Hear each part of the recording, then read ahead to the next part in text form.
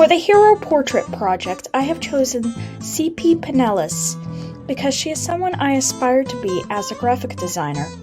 She is the first successful female art director for major American publications in the 1940s. Pineles is a woman of many firsts and has opened the doorway for women designers in the media industry. First looking at this project, I knew I wanted it to read like a fashion illustration for Pineles' work with Vogue, 17, and Charm. These illustrations usually have minimal to no shading and very flat patterns, kind of like they've been copied and pasted. The ribbon is for directional purposes as well as metaphorical. It comes out of the pen as if she's holding it like a wand, which she uses to work her magic.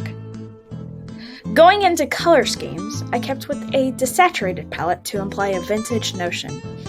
With a monochromatic scheme, I experimented with feminine colors. Later, I'm not particularly fond of this because it doesn't go so much to what I want this piece to represent, which is being bold and breaking boundaries. So moving forward, I went more into gender-neutral palettes.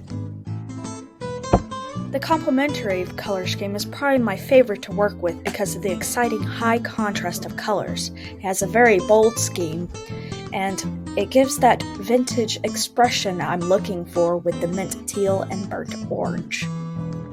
The split complementary and double complementary paired nicely together, again going for that exciting contrast.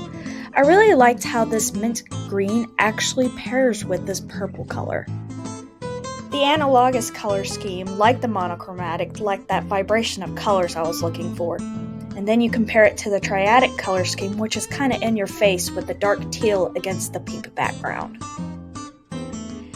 In the end, I chose the complementary color palette for its bold contrasts, and the color scheme fits well more from Pineles' era.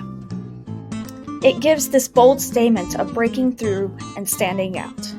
There's also a much higher contrast between the midtone and highlight, which makes it much more desirable for the eyes to follow the ribbon as intended. Here are the separations for the print along with the respective Pantone values. I'm not used to this method of separation, so it took some finagling to get the colors to match up without any gaps. Here is a mock-up of how the print should show on the t-shirt. This project was a breath of fresh air.